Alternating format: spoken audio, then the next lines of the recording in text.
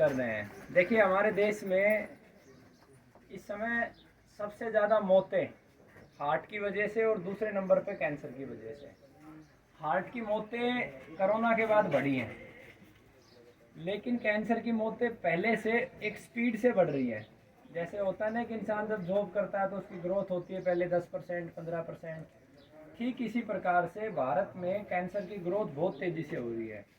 पहले 10% रेशियो था, फिर 15 हुआ, 25 30, बहुत तेज़ी से बढ़ रहा है। यानी कि ऐसा मेरा अनुमान है कि अगले 5 वर्षों में सबसे ज़्यादा मौतों का कारण कैंसर बनेगा। ऐसा इसलिए मैं कह रहा हूँ आपको कि सुबह से लेके जब आपका दिन प्रारंभ होता है उस समय से लेके और जब आप बिस्तर पे जाते हो उस समय तक आप जो कुछ खा रहे हो, पी रहे हो, सोच रहे हो, कर रहे हो, वो सब शरीर के अंदर कैंसर पैदा कर रहा है। कैंसर केवल खाने से नहीं होता है। पहले तो हमें अपने माइंड को थोड़ा सा चेंज करना, केवल खाना उसमें एक कारण नहीं है, उसके अतिरिक्त भी बहुत सारे कारण हैं, है ना। तो सबसे पहले खाने पे चर्चा करेंगे। खाने के अंदर जैसे हम दिन की शुरुआत करते हैं तो किसी ना किसी पेस्ट से करते हैं जो कि कैंसर का कारण है, माउथ कैंसर का। उसके बाद चाय कॉफ़ी पीते हैं, वो हमारे शरीर में एसिडिटी बनाती है, और एसिडिटी जब ब्लड में एसिडिटी बनती है तो वो फिर हमारे डीएनए में विकृति लेके आते हैं। हमारे सेल्स की जो म्यूटेशन है, उसका जो बढ़ने की गति है उसको चेंज करती है। एक जो प्रकृति ने हमारा शरीर बनाया है उस शरीर का एक टेम्परेचर है, उस शरीर का एक दायरा है, उसके काम करने का एक तरीका है, उस शरीर का एक इंटरनल एनवायरनमेंट है कि बॉडी का टेम्परेचर 37 होगा इंटरनल। वो सब कुछ डिज़ाइन है। उससे विपरीत या उससे अलग जब भी कुछ होगा तो वो हमें रिएक्शन देगा और वो कहीं ना कहीं बीमारी की तरफ लेके जाएगा। तो चाय कॉफ़ी आ गया।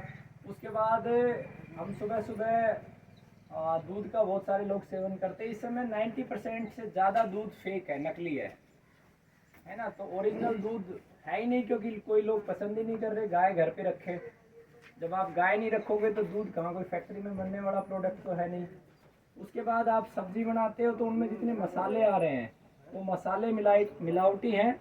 और सबसे बड़ा उसमें नमक, जो हम ये आयोडीन वाला नमक लेके आते हैं, ये नमक बहुत खतरनाक है। इसलिए खतरनाक है कि आप जो शहरों में रहते हैं उनके गंदे नाले जितने भी हैं वो सब गंदे नाले की सारी गंदगी इंक्लूडिंग आपकी पोटी लैटरिन, वो सब जाके at the end of the day या तो समुद्र में चली जाती है या सीवरेज जो बनाए जाते हैं जहाँ वाटर प्यूरिफाई होता है वहाँ चली जाती है, या कुछ लोगों के गड्ढे और ज़मीन के अंदर होते हैं तो वहीं चली जाती है। तो समुद्री जो नमक है, एक तो समुद्र में सबसे ज़्यादा गंद जाता है, दूसरा जब उसको बनाने की प्रोसेस है तो उसमें कुछ केमिकल्स मिलाए जाते हैं जो बहुत खतरनाक है, जो सीमेंट में मिलाए जाते हैं। जैसे आप प्राचीन समय में पूछोगे अपनी दादी नानी से तो इस समय बारिश के सीजन में नमक पानी छोड़ना शुरू कर देता था, लेकिन अभी टाटा बाटा जो भी नमक आ रहा है वो पानी नहीं छोड़ता, क्योंकि उसमें केमिकल डाल दिया गया है।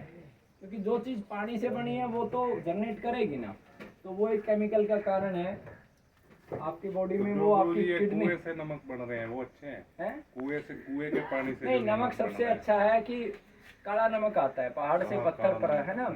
उसके बाद आपका सेंधा नमक आता है, लेकिन आप वो डले के डले लो। मतलब पूरा हाँ, मार्केट में जो पिसा हुआ आ रहा है कि जैसे सेंधा नमक की डिमांड बढ़ी तो उसी को कलर करके उसको आप सीधा सा खेल पैसे का है। हर कोई पैसे पे अटका है, लालच इतना बड़ा हो गया कि इंसानों की कीमत नहीं है।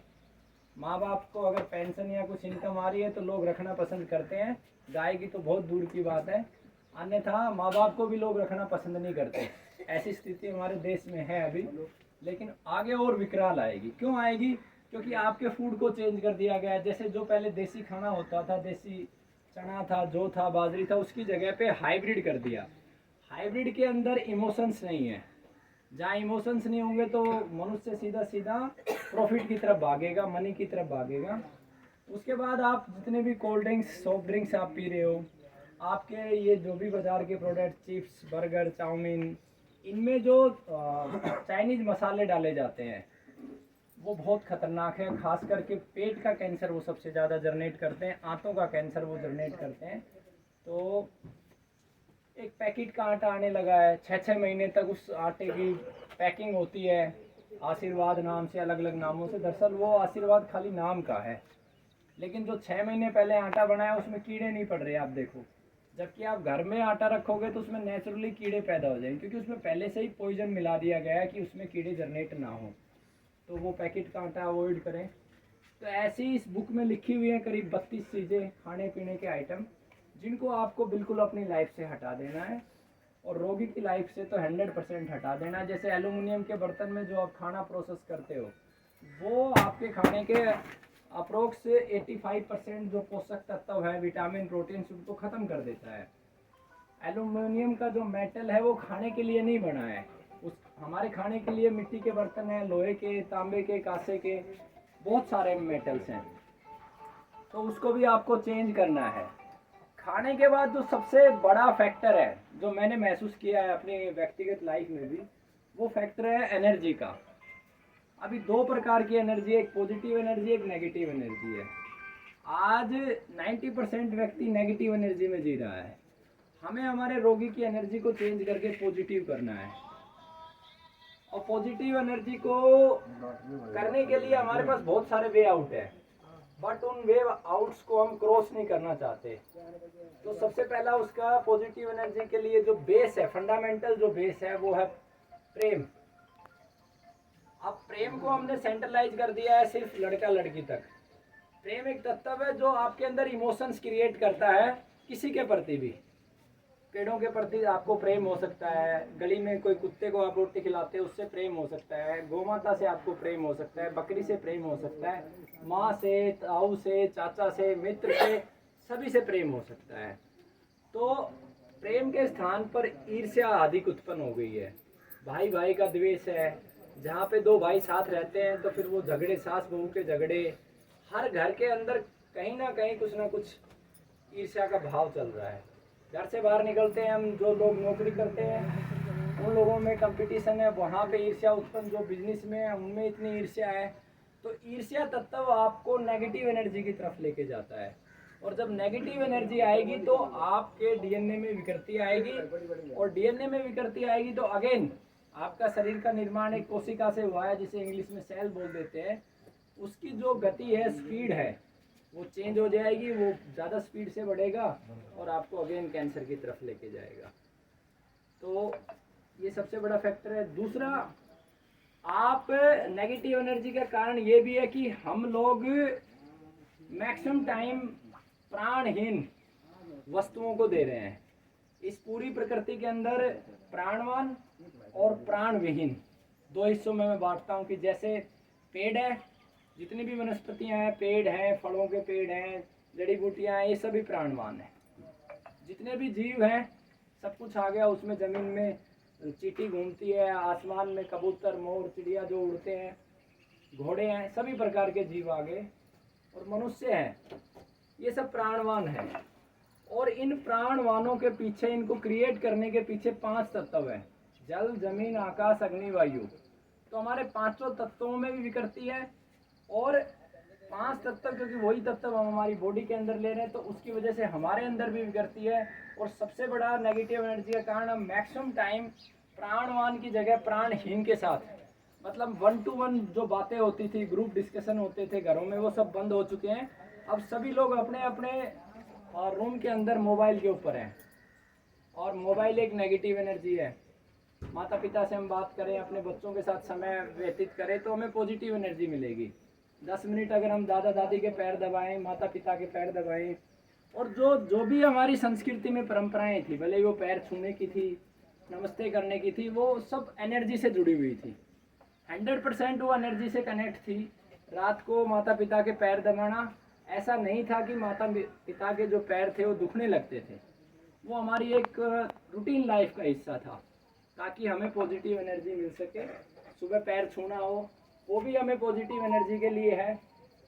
घर में बच्चों के साथ टाइम स्पेंड करना हो, वो भी पॉजिटिव एनर्जी है। पेड़ों को हक करना हो, ये भी पॉजिटिव एनर्जी है। पेड़ों में पानी डालना, पेड़ों के साथ टाइम बिताना, गौमाता के साथ टाइम बिताना, वो सब पॉजिटिव एनर्जी है। तो हमें नेगेटिव एनर्जी से पॉजिटिव एनर्जी की तरफ बढ़ना है, हम सबको। क्योंकि आने वाले समय में भारत में अगले 20-25 वर्षों में देखोगे 25% आबादी को कैंसर होने वाला है। और कैंसर बहुत पेनफुल है। आप एक चीज़ को कल्पना करके चलिए कि आपकी इकोनॉमी को पूरी तरीके से ख़त्म कर देगा। एक परिवार में 6 लोग हैं, जितना आप कमाते हो 15-20 सालों में 30, 40, 50 लाख रुपए जोड़ पाते हैं एक एवरेज मिडिल क्लास जो फैमिली है, इससे ज़्यादा नहीं जोड़ पाते। लेकिन घर में अगर एक कैंसर पेशेंट हो जाए और 20-25 कीमो लग जाए तो जो आपने 25 सालों में डिपॉजिट किया है वो ख़त्म हो जाएगा, क्योंकि हेल्थ इंश्योरेंस की भी लिमिट है 5 लाख रुपए। उसके आगे तो आपका बैंक बैलेंस ही जाने वाला। और कल्पना करो जब क्या होगा, जब घर में 2-3 सदस्य होंगे, तो पहले ही आपको नेचुरल डाइट की तरफ और प्रकृति की ओर मुड़ना है। ये मेरी आपसे प्रार्थना भी है। तो ये सबसे पहले हमने फोकस किया कैंसर के कारण पे। अब सेकंड हम बात करेंगे कि रोगी को कैसे ठीक करना है। देखो, रोगी को सबसे पहले तो जो रोगी यहाँ पे हैं भी मैं उनको बता दूं, कैंसर कोई बड़ी बीमारी नहीं है, बट क्योंकि हमारा माइंड सेटअप इस प्रकार का हो गया कि कैंसर शब्द से ही हम 50% हार जाते हैं। जैसे ही कैंसर शब्द हमारे पास आता है, हम 50% हमारी लड़ाई को ये सोचते हैं कि हम समाप्त हो गए। सबसे पहला स्टेप रोगी को ये लेना है कि उसे ये सोचना है कि मैं मनुष्य हूँ, मैं श्रेष्ठ हूँ और मेरा कर्तव्य है। मुझसे जो कमज़ोर है, मुझसे कमज़ोर कौन है?